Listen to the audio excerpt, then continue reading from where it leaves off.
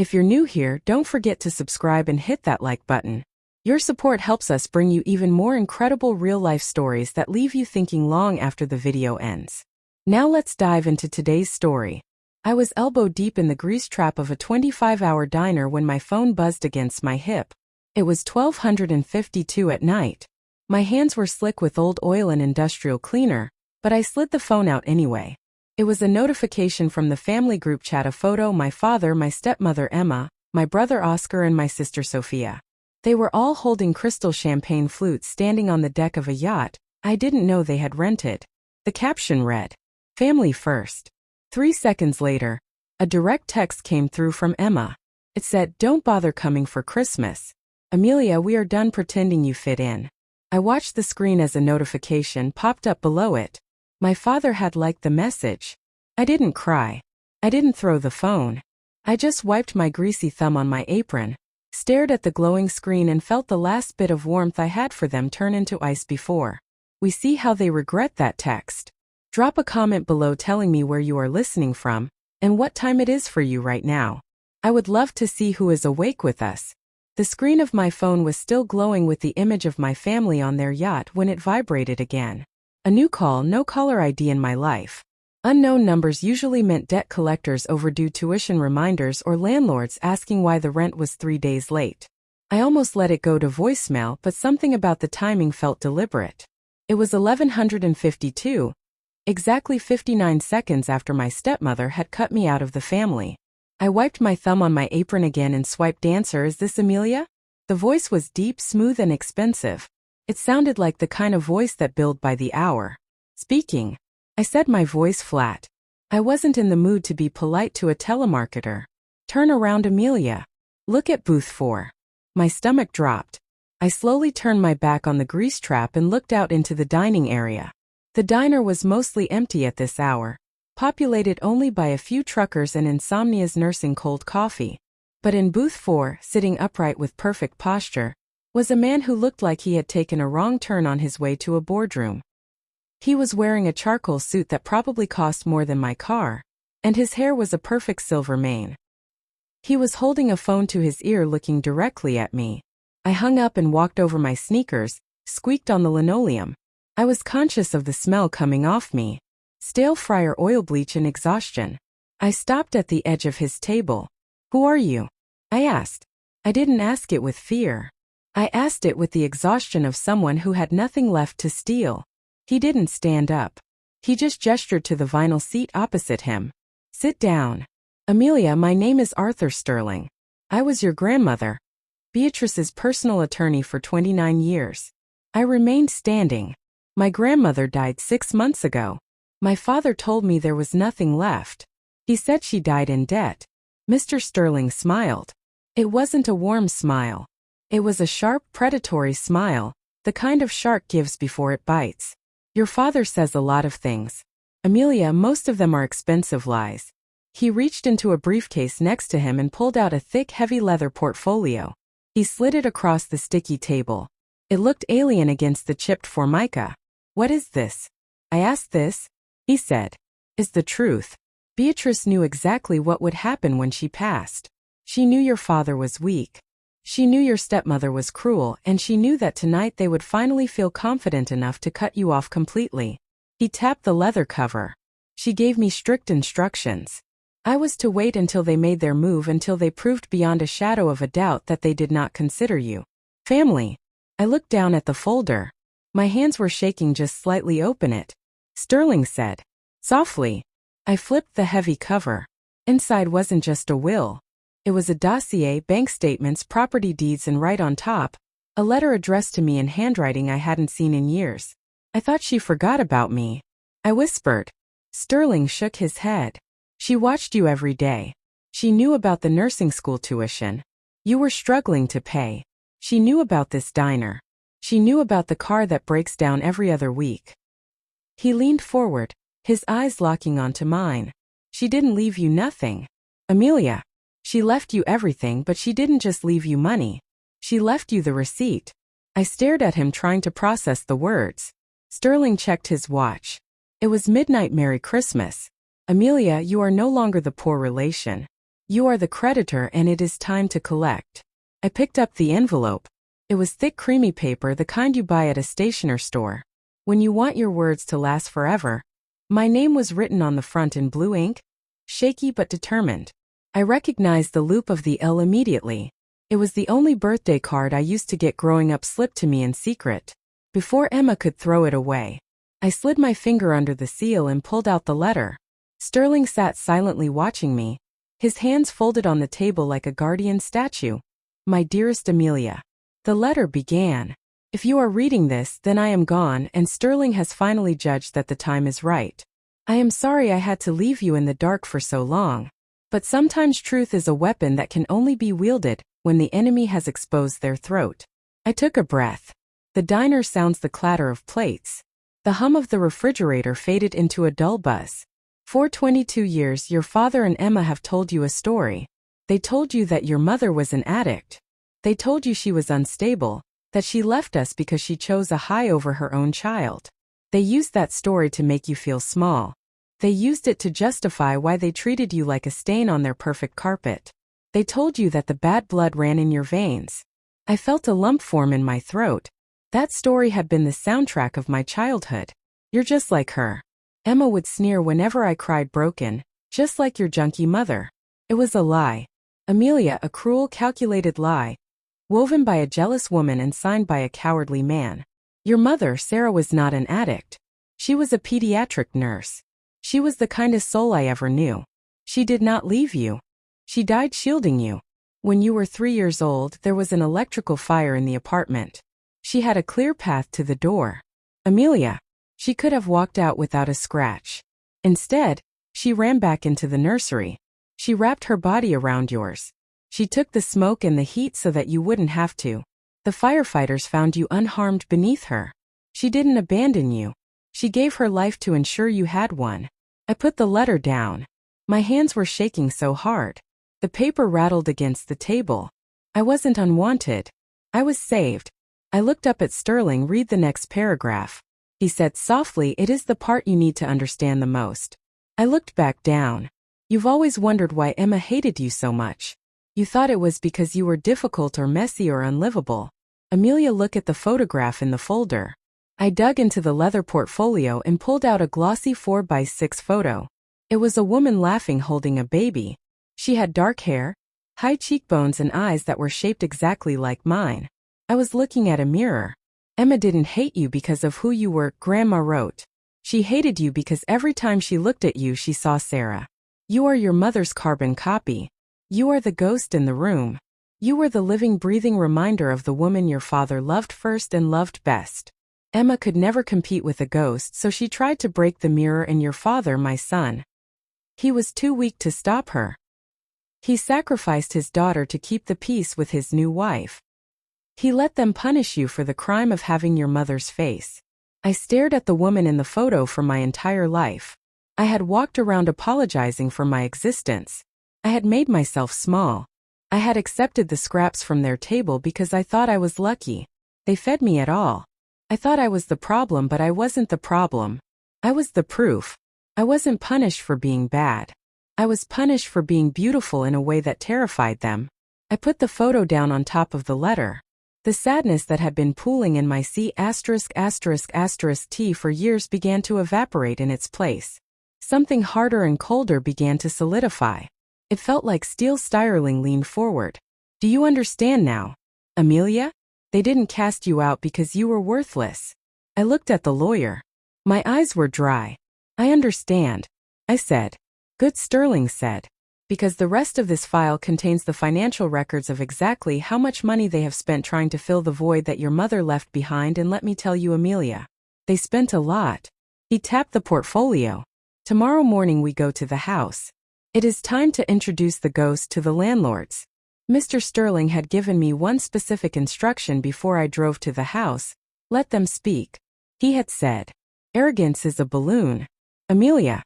It pops loudest when it is overinflated. I pulled my rusting sedan up the long paved driveway of the Whiteman estate.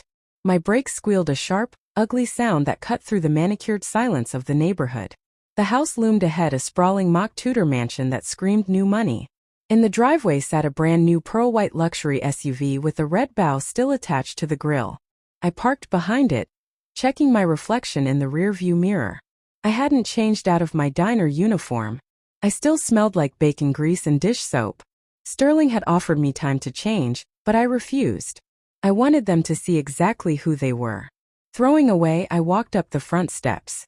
Before I could ring the bell, the door swung open. It was Oscar. He was wearing a polo shirt that cost more than my weekly tips. "Did we order takeout?" he asked, looking over my shoulder for a delivery bag. "Oh, it's just you." He didn't move to let me in. I stepped past him inside the house, smelled of fresh paint and expensive lilies. Emma was standing in the foyer directing 3 workmen who were hanging a massive abstract painting. "Careful with the frame," she snapped. Then she saw me. Her face didn't soften, it just tightened like she had smelled something rotting. "Amelia." I thought my text was clear. "We have a very important meeting today. We don't have time for your drama." "I'm not here for drama, Emma," I said, my voice steady. "I'm here for the meeting." She laughed. A short, sharp bark. "This is a legal meeting, honey, about the estate. It doesn't concern you, but since you're here, look." She swept her arm toward the back of the house.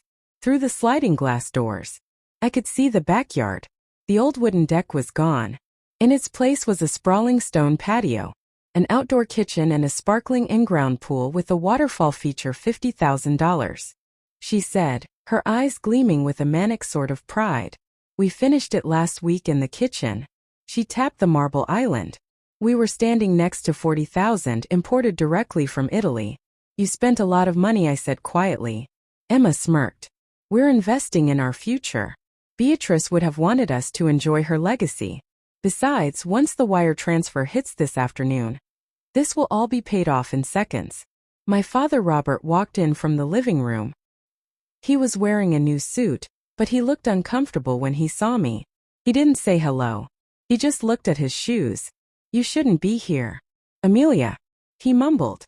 "It's awkward for who, Dad?" "I asked for you," Sophia said, walking down the stairs.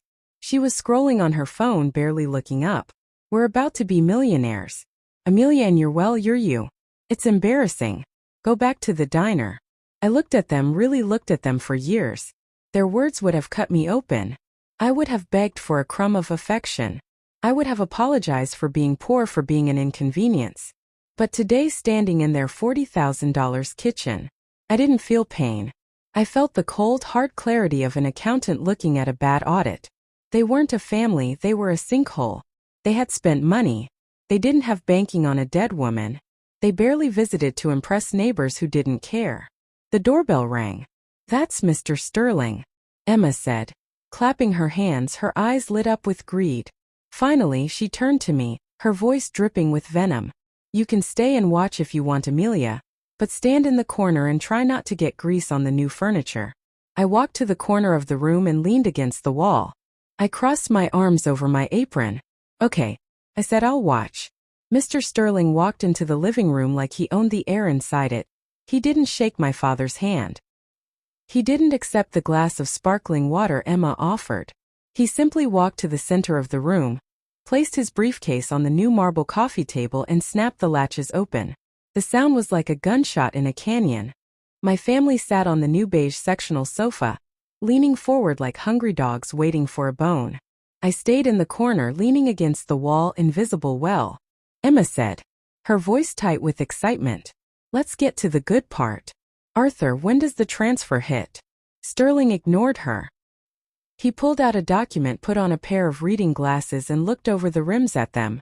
"Before we discuss the distribution of assets," he said, his voice dry as dust, "we must review the liabilities based on the receipts I have collected and the credit checks I ran this morning. You have spent quite aggressively in the last 6 months." He looked down at the paper. One Pearlite luxury SUV. $78,000 financed at 13% interest. My father shifted uncomfortably. We assumed we could pay cash once the will settled." Sterling continued, "Relentless one kitchen renovation $40,000, one pool and patio complex $50,000, designer wardrobes, vacations and general lifestyle inflation $36,000. He took off his glasses and looked at Robert. In total, you have spent $204,000 in anticipation of this inheritance. You have maxed out your credit cards and leveraged your home equity to the hilt. You spent a fortune you did not have. It's not a fortune we don't have. Emma snapped, her smile faltering. It is a fortune. We are about to get. Just read the will. Arthur Sterling put his glasses back on. Very well. He picked up a heavy sheet of parchment. To my grandchildren, Oscar and Sophia. Oscar sat up straighter. Sophia put down her phone. I leave the sum of $6,000 each. The room went dead silent. 6,000. Oscar repeated. You mean 5900061000. Sterling corrected. Specifically, Beatrice labeled these funds as appearance fees. She calculated the hourly rate of a minimum wage worker and multiplied it by the number of hours you spent visiting her in the hospital. She wanted to make sure you were fairly compensated for your time. Sophia's mouth dropped open. That's insulting. Sterling turned the page to my son Robert and his wife Emma. Emma gripped Robert's knee. Her knuckles were white. I leave nothing. Zero. Emma stood up. That's a lie. She can't do that. We are her family. Sit down. Mrs. Caldwell. Sterling said. His voice wasn't loud, but it slammed her back into her seat. I am not finished. He turned to the final page to my granddaughter Amelia. My father's head snapped toward me in the corner. Emma froze. I leave the remainder of my estate, including my investment portfolio, my cash reserves and my intellectual property rights, a total liquid value of $3,590,000. The silence that followed was heavy. It was the sound of oxygen leaving a room. Emma looked at me, then back at Sterling, then back at me. Her face was turning away.